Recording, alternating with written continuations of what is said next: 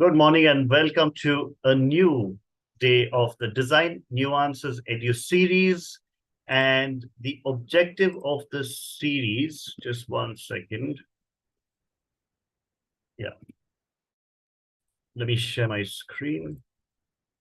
Yeah, the objective of the series is to learn a nuance of a new topic specific to design, fashion, or architecture. You get to interact with an expert and absorb the knowledge that they share and get introduced to a new school and understand the purpose and why they really exist and what they are doing differently. But before we get into that, those of you who have not registered for the design hackathon, please do so. It's on the 18th and 19th of November. So anyone can participate. It's open to anyone. We'll share the link in the chat. But coming down to today's guest, we have Professor Jay Ranjit, who is the Associate Director of Student Experience at ISDI. And he's going to be talking about designing for the future. Wonderful topic that we couldn't reiterate more, right? Because designers never design for today. They always design for tomorrow. And Professor Jay Ranjit is a self-taught artist, printmaker, photographer, and educator with a career spanning over 15 years and 8 industries, including social media content development, wedding and food photography, fine art, event and experience design, and theater. He's got 30 solo and group exhibitions in that time. Jay is also the co-founder of Fluxus Chapel, an art library activity space in Mumbai, which focuses on community experiences and education in art. Jay is currently the Associate Director of Student Experience and a teaching faculty at ISDI School of Design and Innovation at Atlas Skill Tech University. Before we go into conversation with Jay, let's just do one last announcement. Those of you who are interested in applying for ISDI in 2024, please click on this link. I'm going to share the link. I'm going to pin it in the chat on YouTube. And for those of you who are probably the 2025 batch and are considering ISDI at a later stage, please do click on this link. It's listed on DQ Edge, and you could look out for more information there. Over to Jay Ranjit and Abhyuday Roy. So I'm going to stop sharing my screen. Abhyuday, thank you for making this happen. So Abhyuday is also from team ISDI. He does a lot with the outreach and making sure that people who are interested in joining the school get the right information. And Abhyuday is here to tell us a little more about the school before we get into conversation with Jay. Thank you so much, Dion. Thank you for this session, and this is all. DQ Labs has always been special. Yeah. I'll start off with a very short AV of 60 seconds and probably then a run through 2, 3 slides. And then Jay would take over and talk about the designing for future. Yeah. So I will share AV very quickly.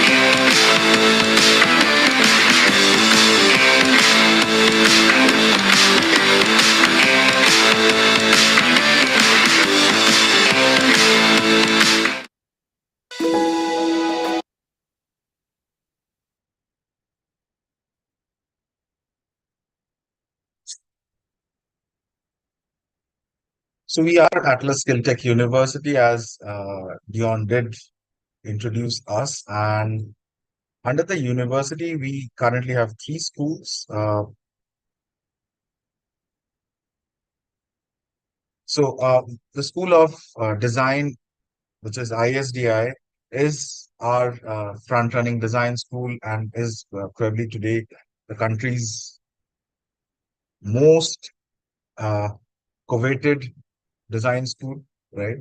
And we offer Bachelor in Design under ISDI, under the umbrella of Atlas Skill Tech University. We also do have a school for management and UGDX, but we are here all today for design. And there is something very unique to us as a university. It is a multidisciplinary university, and that is what brings about the kind of growth that any student in design would see. And when I say multidisciplinarity, we bring this in through our electives, okay, which we call an Atlas elective. As every student can choose one elective every semester from different school, okay, and also from the same school as well. So, not talking too much about it, the most favorite elective for our design student last semester was trading in stock market, okay, and so many others as well. But yeah, I mean, you can diversify yourself in that way, and that brings in that holistic growth in our students. And talking about the school, we have already spoken. Of course, faculty and internationalization is a big part for us, and we get faculty from all across the globe. We have several MOUs with leading universities across the globe. So we have faculty fly in and take classes for and modules for our students, and also students go in for exchange programs and immersions, global immersions as well. And these are a few universities where students we go in and faculties come in. So these are active collaborations that we have, right? And ISDI, of course, is known for the kind of placements and internships that students get to do with ISDI. And think of any brand in India which has a presence, you would find them coming to ISDI to recruit, right? And this is only a very small suggestive list. The list is actually much longer. Over 200 corporates come down, and I can keep talking about it. This is the current hostel, and as you can see, this is a university building. Just next to it is the hostel, and there's a 30 feet road in between. So we are as close by as we can be for our student living. And this is the best that you can find in the heart of Mumbai, right? I will stop here and hand it over to Jay. And later, when we have a Q&A session, I believe if you have questions regarding the university and the admissions and all of that, I'll take all those questions. Jay, Oh, over to you. thanks a lot, Abhijit. Jay, looking forward to what you have to say. Thank you so much. Absolutely a pleasure to be here, everyone. I hope everyone can hear me clearly. And if you have any issues with the audio, please do let me know and I'll correct it as soon as I can. Welcome to what I call futuristic design here, even though the term that we're using is designing for the future, because I feel like both of these need to blend together. Both of them need to be a singular entity of thought. There's a lot of people who try to separate them. And yes, you can separate them, but if you're not thinking futuristically, to design for the future, then everything's just going to keep looking the same. It's going to be the same kind of functionality, and nothing's really going to change. So I like decided I'm going to change the name on the slide for myself to kind of give us a bit of context to look at things from a future point of view. So we'll start off with just a simple idea of, what is it? I'm sorry, my computer has decided to freeze a little bit, but let's just change the viewpoint. There we go. Right. So let's understand what this means, right? The study of past and current trends, ideas, inventions, systems, and materials combined with a forward-thinking approach to identify the needs and purposes of the future, leading to the creation of solutions, inventions, systems, and interactions is known as futuristic design. Now, this is vital because if we have to design for the future, we have to look at the past and the present. In most cases, people used to only look at the past and say, let's design something for the future, ignoring the present entirely and therefore not solving any problems. Part of designing for the future is looking at now. What are we struggling with now? What are we trying to figure out now? What are we trying to focus on? That's equally important. If we consider the medical field today, right, there are lots and lots of devices that we have that were never thought of before, but because we had only thought of them well in advance, we never really solved the problems of the moment. So there's still a lot of issues waiting to be solved. Now, this includes research into materials, user needs, behavior psychology, biomimicry, and biofunctionality. There's a lot of things that we see going forward that are going to be dealt with by actually turning back to nature, by actually diving into a space of saying, where are the solutions? They're already around us. How do we take what already exists, what nature took thousands and millions of years to develop, and how can we adapt it in our small time frame to actually make sense of the world around us and to solve the problems we face? Now, just to give you a few examples, why think of the future now? Right? A great example is actually from film. We have 1984's Blade Runner, which was set in 2019, and it's a totally different world that they envisioned. They thought that, okay, we're going to have flying cars. They thought we're going to have a mega city like Los Angeles turn into a super mega city, which is completely populated and it's already so tall that light doesn't get to the streets during the day. You have building sized advertising that goes on. Everything is sold at a price. The idea of restaurants doesn't exist because they're all street stalls, because you need place for people to live instead of actually visiting to eat together, right? So it's a very odd kind of space, and yet we existed in 2019. You and I lived through 2019. We saw a very different world, right? For us, 2019 wasn't any different visually from 2000. It still pretty much looked the same. The same rickshaws were on the street, the same cabs were on the street, the same buses were on the street, right? The buildings didn't change. They still had the same balconies and the same sliding windows, right? There was so much that just remained the same. And then when you look at the film, you're like, oh, wait, how do we achieve that? How do we get to that point? Do we even want to get to that point? If you look at a film like Judge Dredd, they changed the idea and said, oh, the world is a wasteland. We're going to live in these massive towered blocks in cities because that's the only way to be safe from the radiation of the sun and things like that. It's a very odd world to envision that far into the future and then suddenly realize, yeah, we're not actually going to be living like that. It's still very much a flat lay. We've still got cities expanding outwards. We've still got conversations going on that haven't really changed all that much. And then when you go back further into the past, you start realizing that there were visionaries who actually tried to design for the future. I don't know how many of you guys have read Jules Verne, but he's one of my favorite authors because he came up with some really cool ideas. We've all heard of the character Captain Nemo. We've possibly read the book 20,000 Leagues Under the Sea.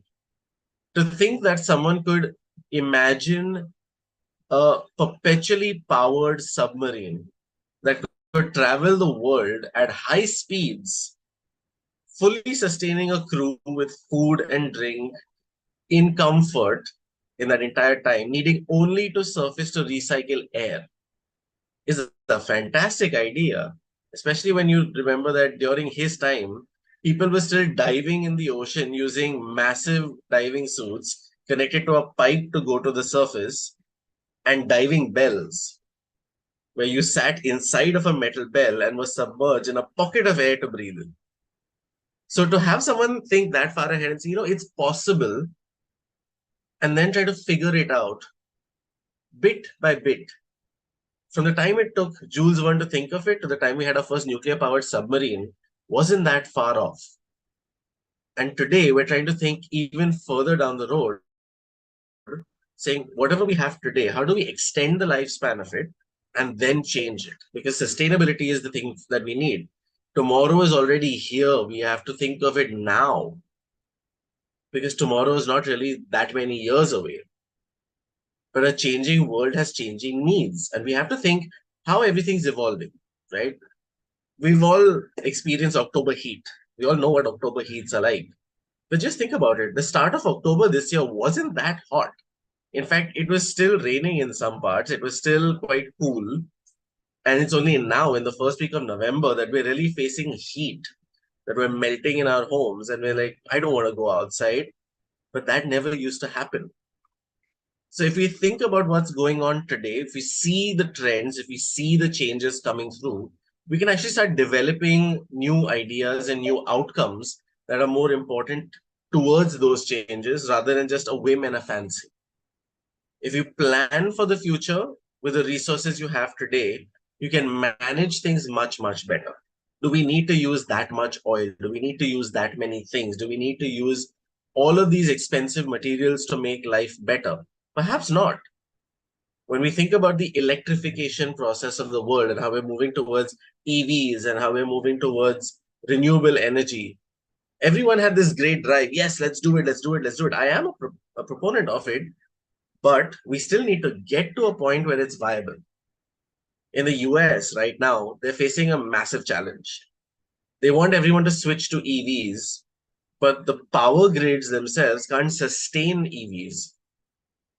There are factories that still need to burn coal to produce the energy that is required to electrify the vehicles and create the batteries that need to power them. So it's quite a strange, paradoxical situation we're in right now. And the solution to that is think of the future, understand what you have today, and then make something that's going to make sense to get us to that point. We've all lived in a world where we've seen those massive wind turbines. We understand that, yes, wind power is fantastic. It's a renewable source of energy. Until you realize that all of those turbines also break. They're also made of materials that don't biodegrade in a short amount of time. So have you ever thought of that? And I think maybe if we can, Dion, put this in the as a poll in the chat. How many of you think that a wind turbine can simply be dismantled, broken down, and reused versus it being buried under the ground for at least 30 to 40 years at a stretch? It's a really, really interesting question to ask, and I'd love to see what you guys think. I'll do that. Absolutely.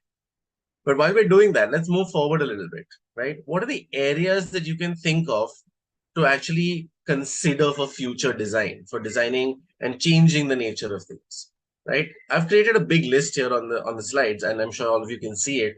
But some of them you'll find very recognizable in terms of the design space, like product design, interior design, communication design, strategic design, management, business, fashion and accessories. But then there's also some slightly different things that we've got up here, like digital media, right? One will think, okay, but we have Instagram, we have a TikTok, we've got YouTube. What do we need to change with that? What do we need to do? When you start thinking of how our cameras have changed, our screens have changed, the need to redesign digital media itself has changed. The requirements that we have are completely different to what they used to be. It's an absolutely amazing thing. Just to give you a short example, back in 2014, when I was teaching in Indore, we had this small situation where the media wanted to come in and interview us because we were visiting faculty and we were doing something unique and something different. Uh, but the press conference setup was just the same as you've always seen it in the movies. A person standing at a podium, 100 mics around them, and people clamoring over each other to get a camera in place and to take photographs and do these kinds of things. But nobody wanted to give each other space so they could hear everything. They could actually learn something and write down a story. Today, however, we don't have all of that kind of setup. It's changed quite dramatically. Now everyone needs their sound bite. Everyone needs crisp audio. Everyone needs clear visuals. So now everyone's kind of worked with each other to understand, okay, a bit of separation is going to do good. Changing the nature of the mics is going to do good. And maybe we can have a system set up where it's not just first come, first serve, but you register a slot and you pick a position in the room to be able to set up. And that has actually opened things up much more for better delivery of digital media and clip making. It's something that nobody would have thought of back then and said, this is even a job. But yes, it is a job now. It's a job we had to design to make sure everything works smoothly. Now, you see also on your screen here, I've written the word spirituality. Why would spirituality need to change? Why does design come into spirituality? A lot of people have asked me this question, and we have to say, to design for the future is to also look at how we live our lives. Spirituality, in some cases, requires a space to be in, to be able to be with one's thoughts, to be able to have that moment with a higher power, perhaps, or to simply ask a question and contemplate. If we don't understand the world around us today, we can't really design a space for the future and understand how human evolution is going to occur. Another great example here would be to look into the past, right? If we look at Buddhist temples or Buddhist monasteries, they always have contemplation spaces where a person can just be by themselves with nature, with the world around them, or completely isolate themselves in a small box. The options were given. You were never limited to one particular kind of space. So today, what we call interior design is now changing to the built environment space, because we want to make sure that a person has access to the indoors and the outdoors simultaneously. And if they don't want to go outdoors, or perhaps the weather is inclement outdoors, one could stay indoors and still get the benefit of that. So I'd like everyone to just take a moment to imagine a white cube space, but it's not a solid brick wall. Instead, it's LED screens and a heated floor. You simply have a small mat on the floor for you to sit cross-legged on. And if you have a back injury or some kind of disabilities that require a different kind of seating position, perhaps an adaptable seat that one could use in the center of the room. A small table next to you, which has on it a bottle of water, a small bowl of small pebbles that you could just simply run your hands in, just to feel texture, to feel material, and to calm yourself, to get those fidgets out of your fingers and just breathe. While on the screens around you, soothing video content comes on. Just clear, simple nature, a Scottish highland, rolling grasses, mountains in the distance, blue sky, white clouds, right? And 360-degree audio set at a comfortable volume for you. Now, if the world outside is completely in chaos, wouldn't that space be really nice to sit in and just be? Just understand yourself and just take a moment to appreciate life. Imagine we could do that during the monsoons in India, when it's raining and it's flooded and it's absolute chaos outside. This would be such a beautiful way for somebody to spend an hour in a day and just de-stress and not have to worry. And you guys as students, wouldn't that be an amazing space to be in, where, okay, you don't want rolling nature and you don't want the beautiful sounds of nature, but perhaps you'd like to put on a rock concert, right? Get that kind of experience. Be in a mosh pit without actually being bullied and battered about by 100 people and kind of going crazy by going deaf with the loud music in an unnecessary fashion. But instead, you get to be in a space where you can dance freely, jump around and be crazy, and just let it all out. Is that not spirituality in its sense? It could be for the future. And that is something we're actually considering today. It's a thing that we're trying to pay attention to. Now, equally important is what's happening in the world around us and beyond it. So space exploration is actually a fantastic thing in terms of designing for the future. If you consider where ISRO is right now and the beautiful work they're doing to get India to the moon and beyond, it's actually stunning. So if anyone's got an interest in space, now is the time to think for the future, because if we want to be on an international space station, if you want to be on an Indian space station, and you'd perhaps like to be on Mars at some point, it's going to take us some time to get there. What can we design for Earth that will allow us to get to Mars, to be on Mars and have a wonderful time there, right? It's important to look at all of these spaces. And of course, as sports and health are changing, it's important to look at those kinds of on Earth real life experiences as well. Now, how do we do this? It's important to have a process. In design, if you don't have a process, nothing's going to work. So the first thing would be, let's use design thinking, right? Now, obviously, you might have heard this term before and it's been done to death a bunch, but it's equally important. You don't always have to go through a 10-step process. Sometimes just 3 steps in the design thinking process is enough. Observe, ask, create. So observe everything around you. Find a problem to solve. Actually define a problem to solve. You can't solve 10 problems at once, so try to solve one at a time. Perhaps 2 at the most, but they should be interlinked. That way you're getting a much more clear outcome. The second would be just ideate, ask questions, try and say, what can we make? How can we do it? And then create something, prototype it, make something and test it. And then observe again and say, okay, what worked and what didn't? How do I make something better? How do I change something for the better? We use research and ideation. What's already been done? How was it done? What are the circumstances? And what are the materials?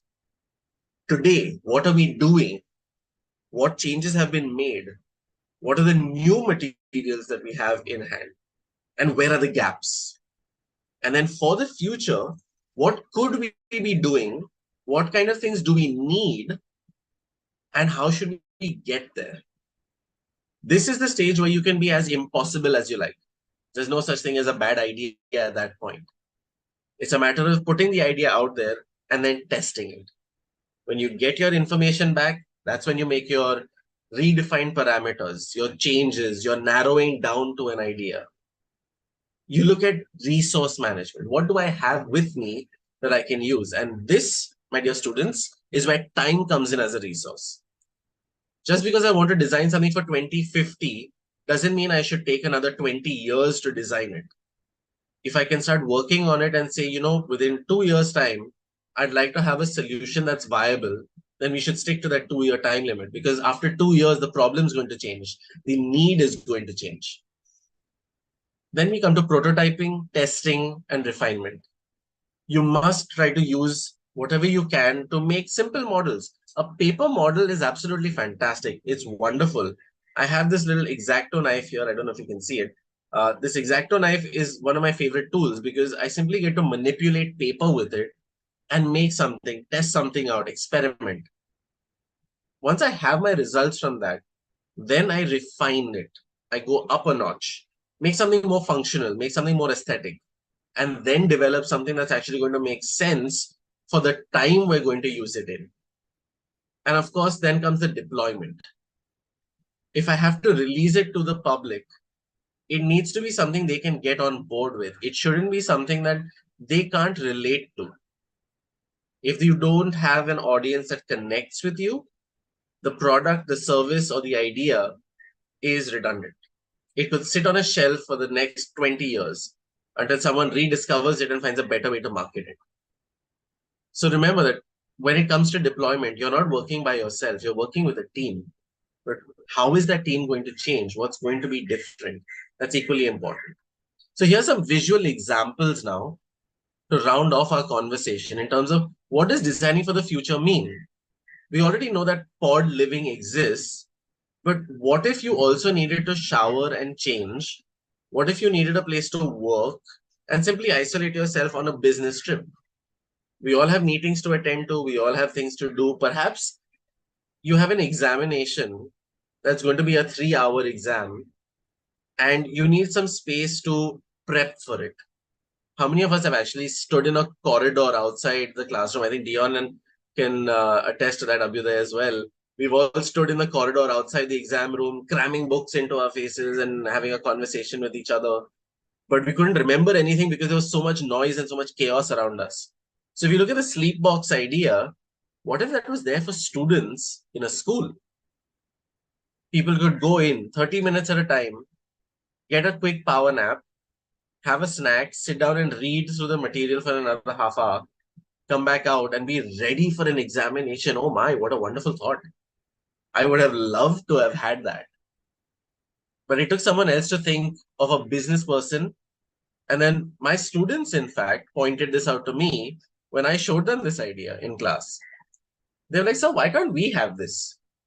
As students, why can't we have this?" And it's a wonderful idea. It's something to really consider. When you think of vehicles and the way things have changed over time, right? You consider the Cybertruck, a car that would let us drive on Mars. Well, first we have to drive it on Earth and make sure it actually functions. And that's where, in the deployment part of it, something went a little bit wrong, right? We all remember that very famous moment where a steel ball was launched at an unbreakable window and it broke. Now, in the moment, one could have been very embarrassed and said, "Oh no, something's gone terribly wrong."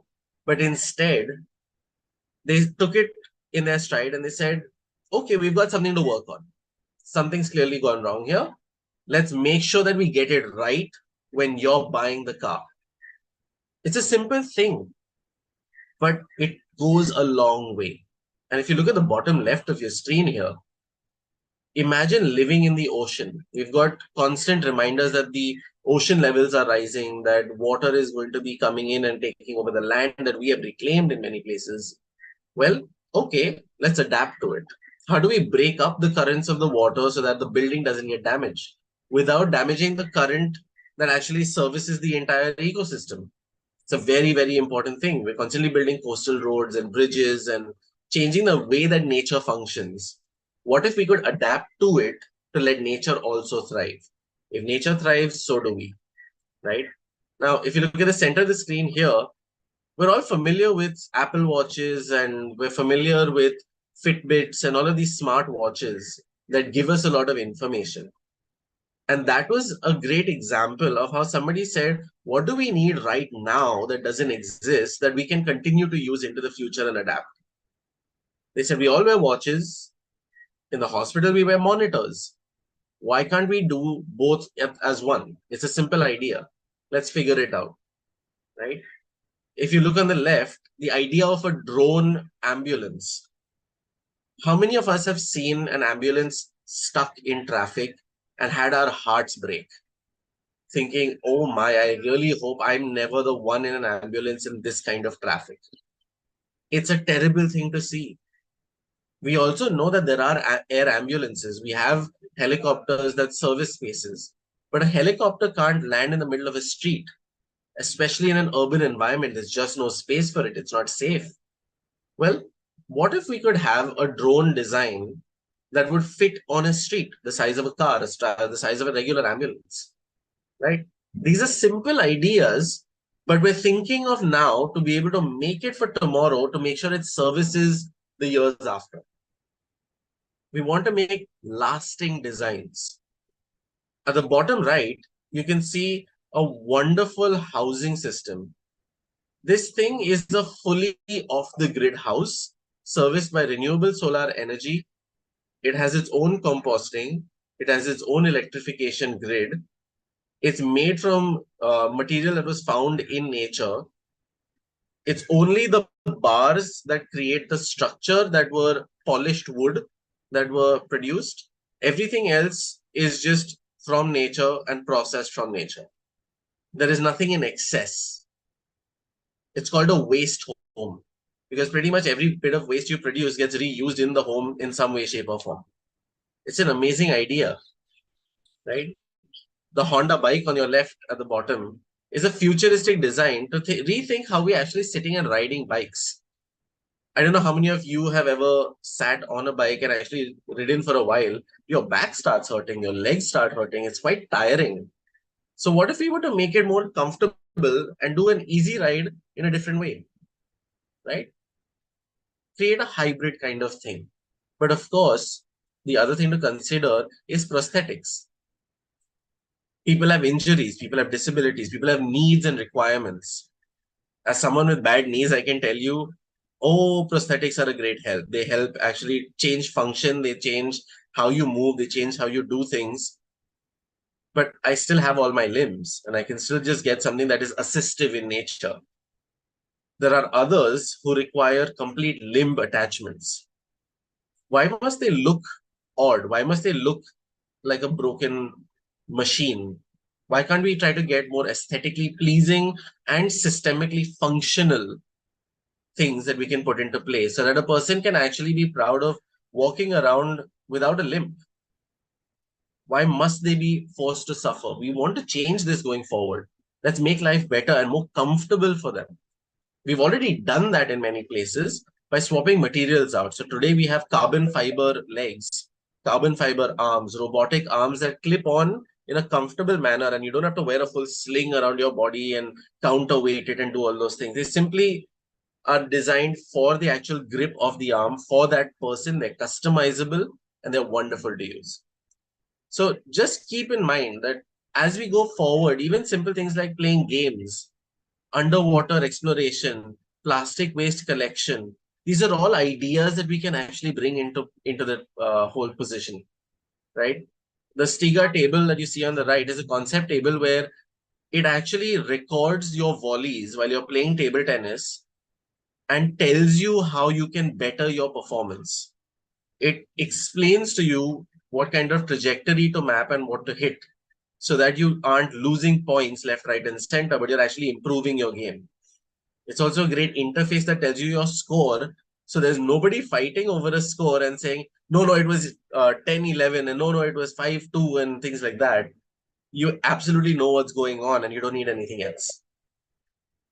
The best of all is plastic collection, right? Plastic waste. How many of us have seen a river that's just choked? How many of us have seen lakes that are just choked with plastic? Well, somebody's actually come up with a concept for a marine drone to be able to go in and bag up the plastic, come back to the surface, and you just yank it out, dump it out like you would a trash bin into your collection unit, and then just toss it back in and it does the business for you. Simple ideas, simple things. But at this point, I'm going to pause, I'm going to stop, and just ask you a simple question. What's the world you want to design for? What's the world you want to live in?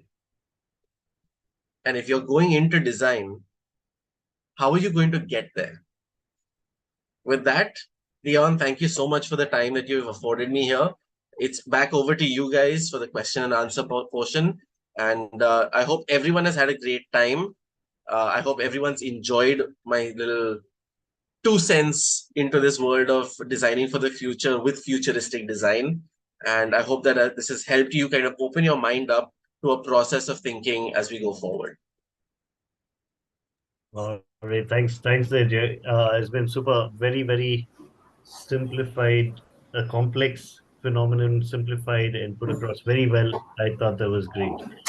Sarah is again one of our older students from DQ Labs, and she's doing her undergraduation in architecture. Probably would take over the Q&A from here, right?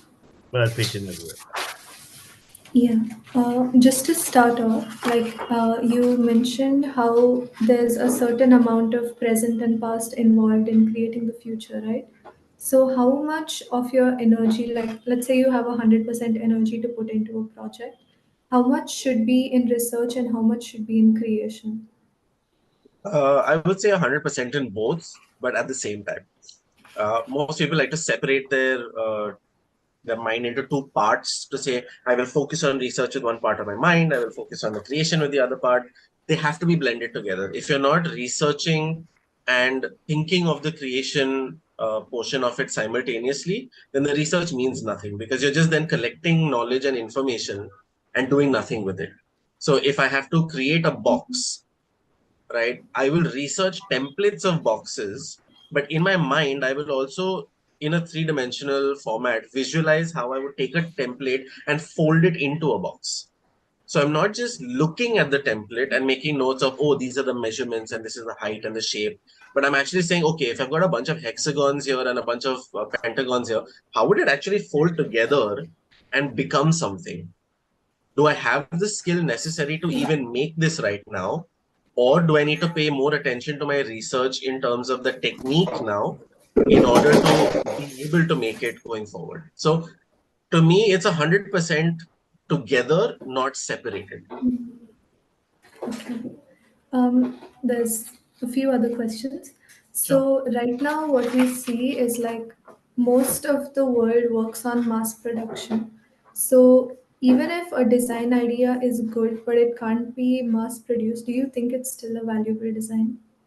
Oh, absolutely. Absolutely. There are several designs where, okay, let me put it this way. There is a wonderful YouTuber called Simone Yetch. She's known as the Queen of Useless Machines. That's a self-made title, by the way. I haven't called her that. But it's equally important for her to make silly, pointless things like an alarm to wake up with that slaps you in the face, right?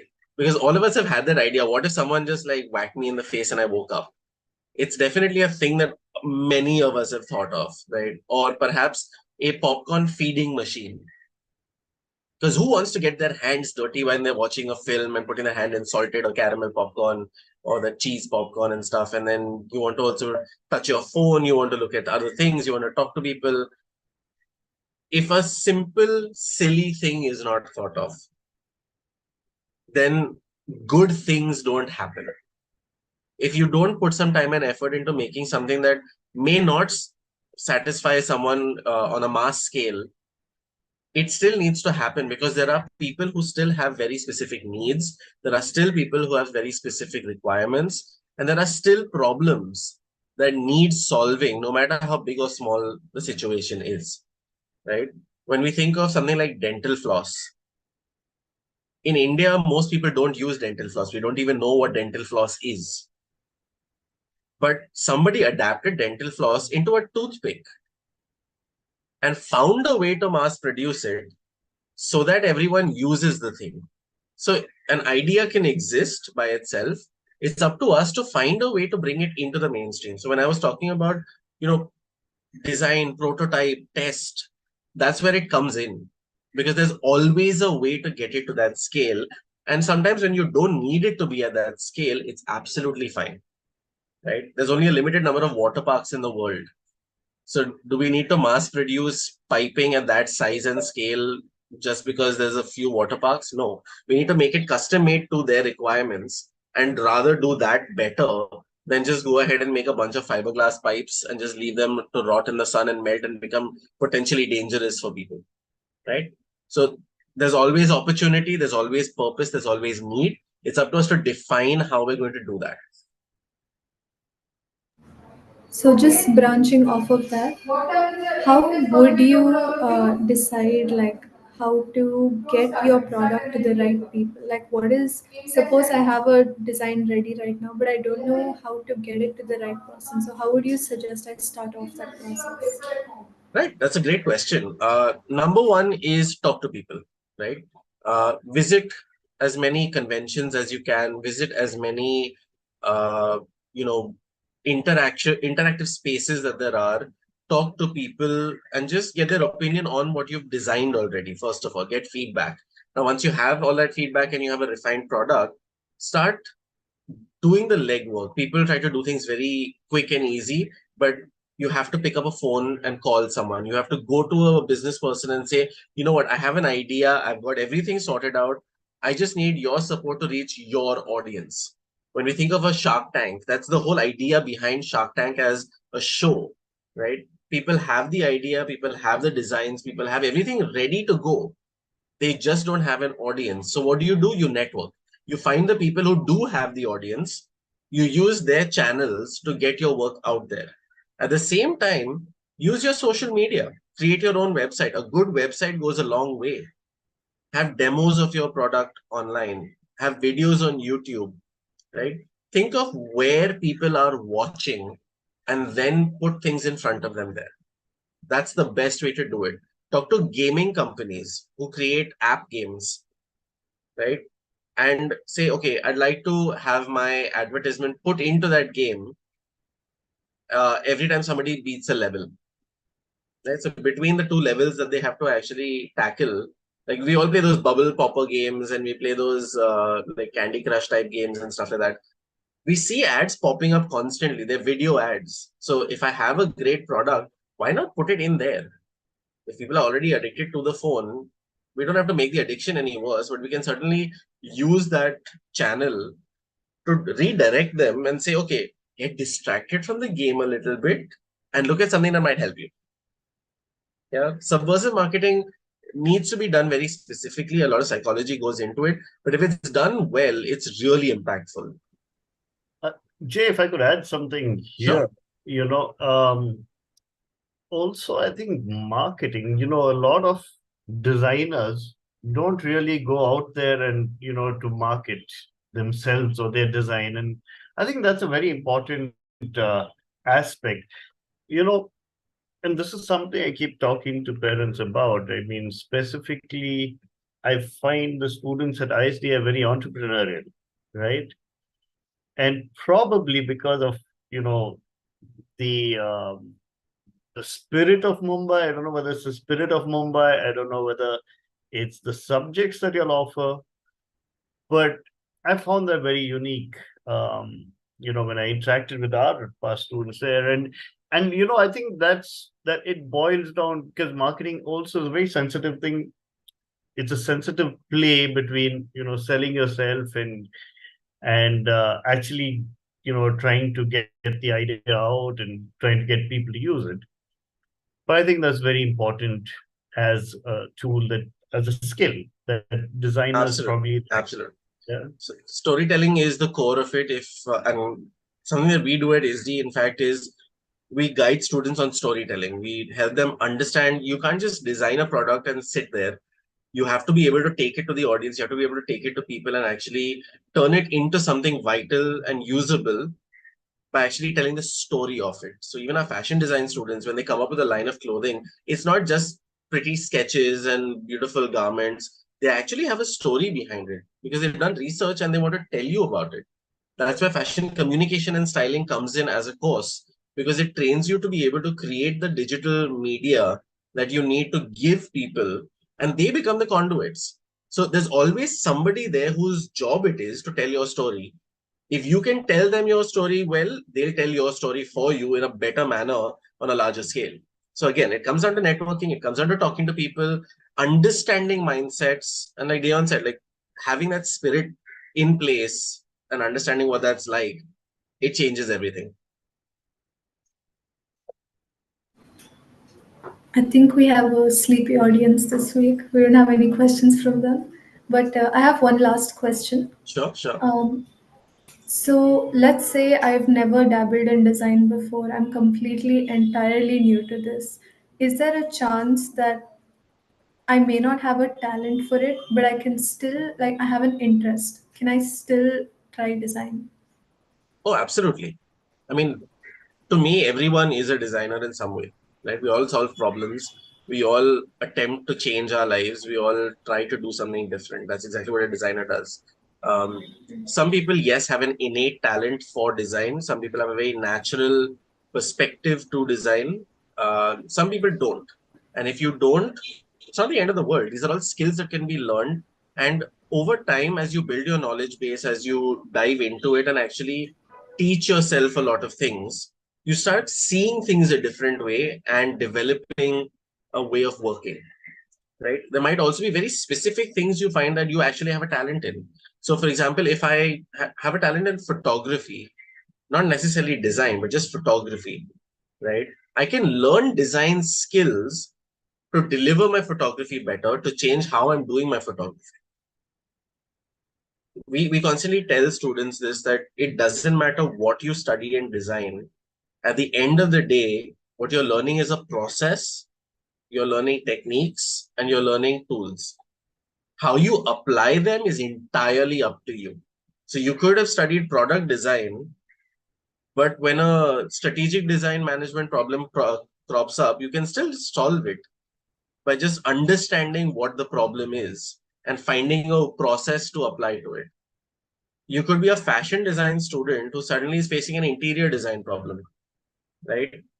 I mean, just think about the fact that you need a fashion designer to design medical garments. They don't just appear out of nowhere. A fashion designer needs to learn about a hospital, understand how it functions, what is the role that a person is going to need to execute, and therefore what range of motion do they need, what materials are safe, biosafe, and can be disposed of easily, laundered easily. There's an entire subject in fashion design called laundry science. So I may not be great with designing the garments, I may not be great with coming up with a line of clothing, but hey, certainly I might be really good at laundry science, right? Helping people understand how to look after their garments. So there's always a spot, there's always a space. And that's something that I think Abhyuday can also shed more light on if anyone needs the information at any point when you call our hotline number to talk to our counselors, is our first year studies, right? We don't call it a foundation study. We call it a first year study because it's an integrated 4-year course. So if you don't know that there is something that needs to be learned, or if you don't have a particular skill in place, we imbibe it into you right at the start because we know that some people come in unsure of themselves. They don't know certain things. They may have just suddenly realized, oh, I have a deep interest in design, but I don't have all the skills in place. Well, great, come on in. Let's have a party. Let's actually make something fun of design and get you the skills that you need to make something of your life. Now, there are also people who come into design with great interest and they do have a talent for it. And they suddenly discover, I have more fun managing the team that's actually doing the design, right? So that's where strategic design management comes in as a course. So they realize, okay, that's more of where I want to go into. I understand the design, I practice it, I do all of those things, but I also enjoy the management side of it, actually understanding the numbers, actually understanding how to put a process together for a client to create 10 times as much profit as they're making right now. The opportunities are all there. They're all completely open. And like Abhyuday showed you the actress electives, we have that many electives from so many different points of view because we want people to be well rounded. We want them to have the opportunity of being able to do things from all over the place. We have languages, we've got AI/ML, we've got robotics, we've got Blender, we've got visual graphics, right? We've got photography, we've got storytelling, stock markets, entrepreneurship. You name it, we've got it because we want everyone to get a taste of it, to be able to build those skills up and take it into the industry in a way that suits them. Design school is not like any other space. It's a place where you get to define what you're learning and how along the way. There's not a single faculty who will deny you any kind of learning that you want to have. Fantastic. Yeah. Go on, Sarah. Oh no, I just like since everything seems so interesting, I'm like I'm already in college, but I still want to try it. So for the students who are interested in the college, what are your requirements to get in? Like, do you have an entrance exam or We certain do. software they We do. need to know? We do. So it's a very simple process. Abhyuday, do you want to take this and explain it to them? Yeah, sure. So, so when Dion was talking about filling in the application form, that application form would typically ask for the first requirement, which is an SOP. Okay. And then there is an entrance test. I'll probably share one slide and that would help. Just a sec.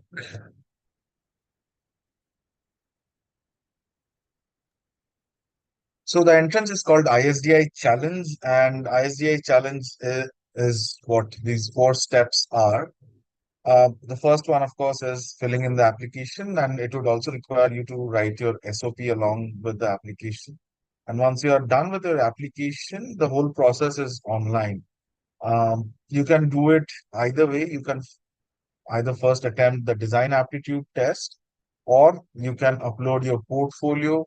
If some student doesn't has a portfolio, which sometime also becomes a case for an IB student, because they make a portfolio for their uh, board school and they can't share it outside their board, so they have to make a separate one to submit to design school. Uh, so if in such cases, or students who are coming from science are not prepared portfolio, we also have kept an option where they can do a design project.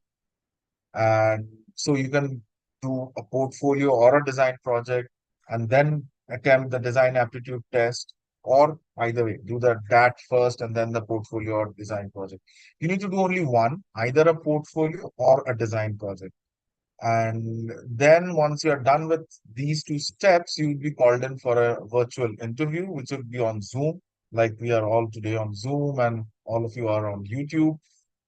So yeah, these are the four steps, and once you complete that, so there is no selection in between the steps. Everyone needs to go through all the four steps, and that would complete your ISDI challenge, and we would then accumulate your result and do the selections. Yeah. So just to give everyone the context of why we're doing this in four parts, we understand that everyone is different and everyone should get an equal chance in shining. Some people are better at writing, some people are better at talking, some people are better at their skills. So we like to make sure everyone gets an even chance across the board to be able to shine. And the personal interview, again, it's not a grilling. We're not here to, interrogate you like a policeman interrogating a criminal. That's not the case. It's a conversation so that you yourself, as a student, get to see who's going to be teaching you, what is the conversation like around design, and also is the school a great fit for you. For us, it's an ability to see who the student is, what their personality is like, where the skill levels are at, what their perception is like, and then are they a good fit for us as well? As in, can we deliver to them what they need from us to the best of our abilities? Because it's a two-way street. Design is a collaboration. So we want to give everyone that opportunity. And like Abhyuday said, the portfolio situation can be quite tricky. I would just like to also remind everyone that when we're saying submit a portfolio, you do not only need to give us paintings and drawings. If you have a musical performance, a video you've created, you've made a music video, you've made a social media video, perhaps a short film, you've done a dance performance at a competitive level, you've had a musical recital, you've come up with, you do stand-up comedy perhaps. We'd love to see those performances as well. So what you can do is make a Google Drive folder, upload your content over there, and in the portfolio, create a clickable link for us to go through so that we can actually see everything over there. Because we want to see the best of you.